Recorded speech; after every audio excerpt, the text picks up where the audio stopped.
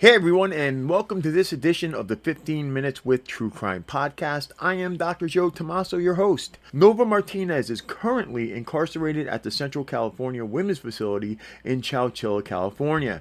Nova's currently serving 70 years to life. That is 130 years to life and 40 years to life, both running consecutive for second-degree murder. Nova was involved in a car chase which ended in a crash, leaving Nova's co-defendant as well as an innocent person dead. Please listen as Nova tells us her story. If you like this show and you'd like to see it continue and to get better, please consider donating to paypal.me/Joe Tomaso. Again, that is paypal.me/JoeTomaso.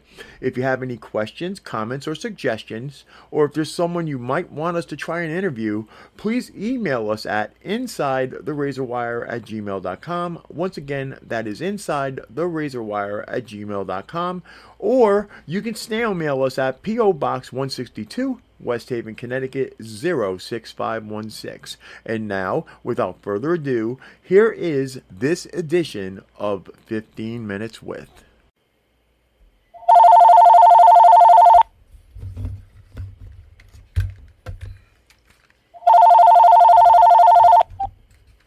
Hello?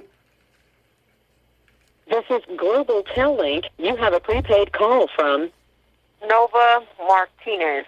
an inmate at the Central California Women's Facility, Chowchilla, California. This call and your telephone number will be monitored and recorded. To accept this call, say or dial 5 now. Thank you for using Global Tel-Link. Hey, Nova, how are you? Fine, is this Joe? Yes. Hi, my name's Noava. Okay, I'm going to do a little thing where I'm going to ask you some questions, and then, we can go from there. Can you please say your name and then where you're calling from? My name is Noava Martinez, and I'm calling from California Central Women's Facility. Okay, and that is in Chowchilla, California, correct? Yep, Chowchilla. Okay, I'm going to ask you, what were you charged with, and, what were you sentenced for, and how long is your sentence? Okay, so I was charged with second-degree murder. I was in a high-speed chase with the police, and I hit a car and killed the passenger of the car. I got I got enhancement charges. I got assault with the police officer with a firearm. I got 5 years prison priors, and I got reckless driving, and I got 70 years to life. 30 and 40 ran consecutive. Wow. How long have you been in prison for right now? Well, I've been here. I was in the county from 2003 to 2009, and I've been in here 2009 ever since. You were in county for 6 years, and that was waiting to get to trial? Yes. Wow. I had repeated public defenders, and they kept changing them, and then at the end point, my cousin finally got me a paid attorney, and I got a paid attorney, and I still got all that time. Wow. What was your first reaction? You can say county jail and then prison. What was your first reaction when they, first put you in there? I was scared. I was really traumatized because after going through that speed chase with the cops, them shooting at us, I was being held against my will to drive, which was supposed to be my friend. Was getting shot at. I was really high. I was out of my mind. I was doing no good out there on the street. I was up for days, and it was just, it really scared me. I have PTSD from it to this day from it. I hit a car. I was out. When I woke up too, they told me that my co-defendant was still alive and he was dead because he ran out the car after the chase. The cops caught him, and they of course, apprehended him. He went into cardiac arrest, and then he died on the scene. Wow. A lot of people see shows on TV, like 60 Days In, Lock Up. I don't know if you guys have seen these shows as well, but for the most part, the TV shows, pretty much anything about prison is sanitized. You don't really see the real deal. Right. So let me ask you, is prison, and you're in a female facility, so it's a little bit different than a men's, is it more like a college campus, or is it actually really dangerous?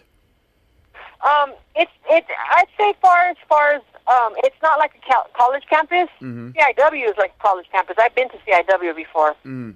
This prison's more. It's a lot. It has its ups and it has its goods and bads. Mm-hmm. Like with the COVID situation coming in, because we've been down a long time, and the only way we can get it is if the staff or the officers bring it and then get in contact with it. Uh-huh. So at that point, it was like a really scary thing for me. I mean, because all this stuff is going on. Mm-hmm.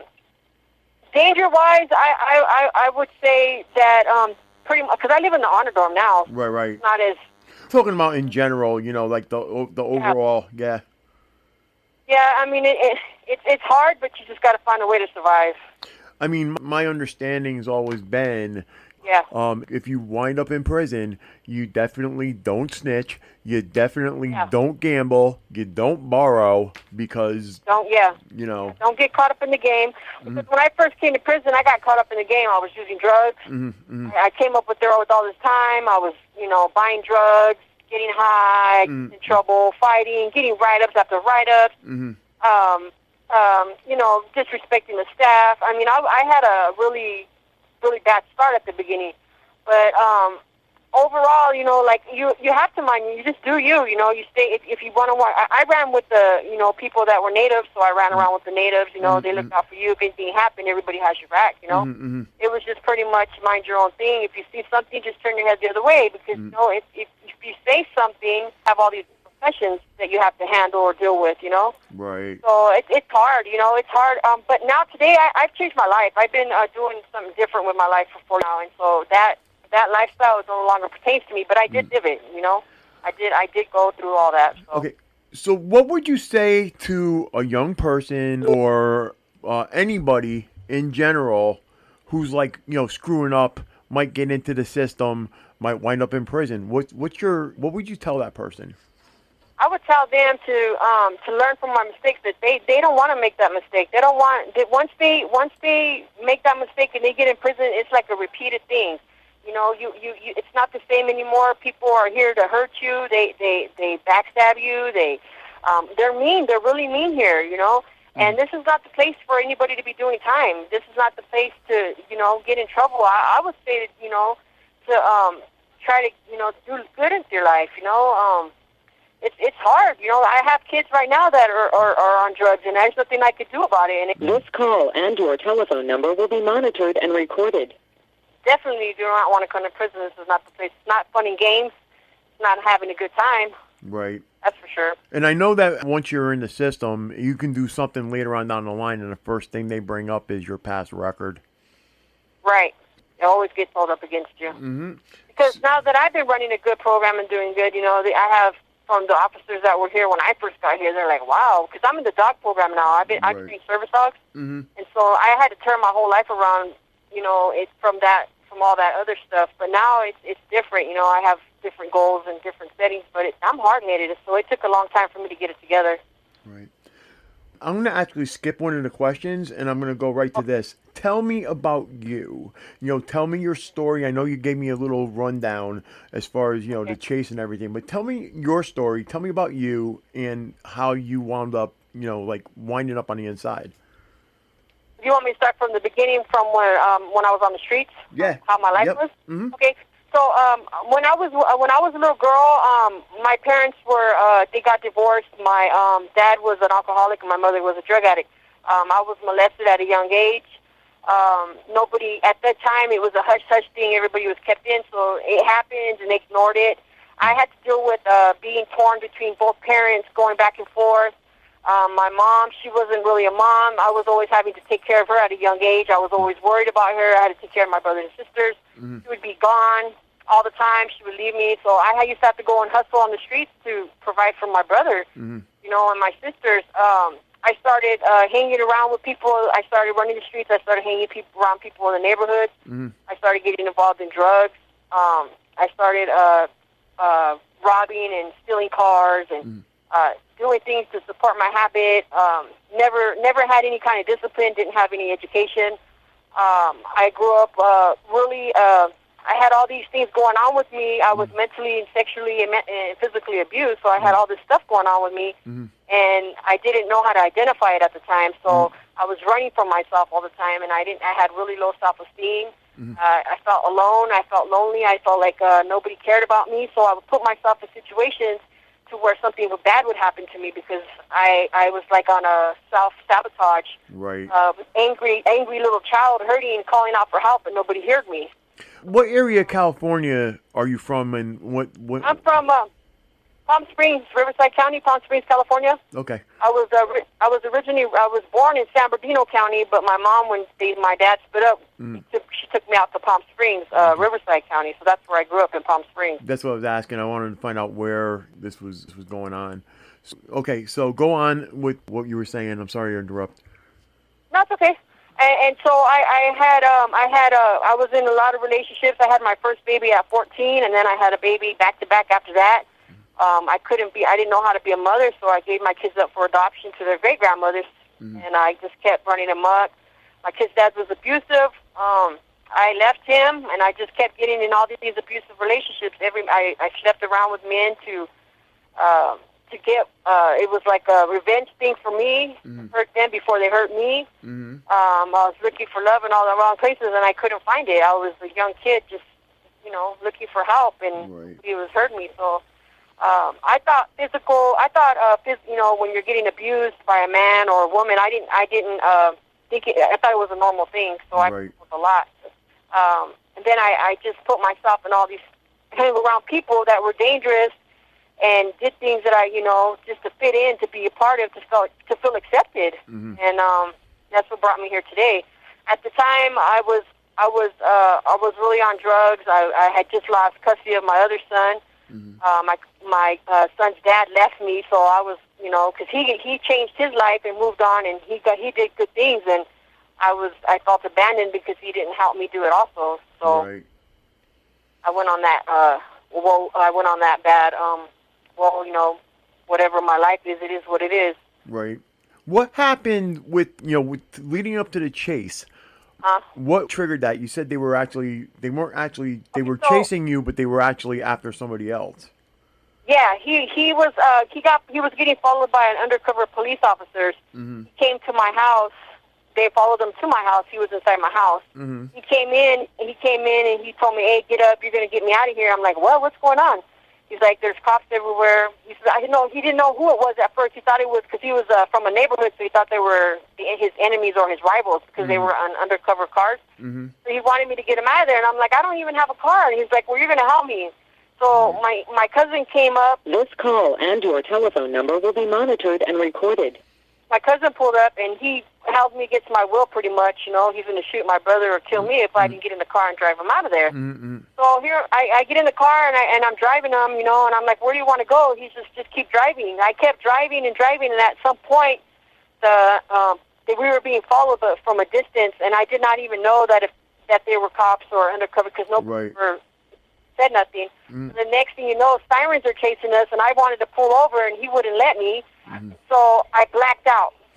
Do you remember how fast the speeds were? I mean, I know you said it was high speed. You remember? I was only going like 70, 80 miles, maybe. The car didn't go past 80. It was like Ford station wagon. Okay. So it was like a really old car. I mean, I wasn't really. I drove in places that like in grocery. I remember driving in grocery parking lots and stuff.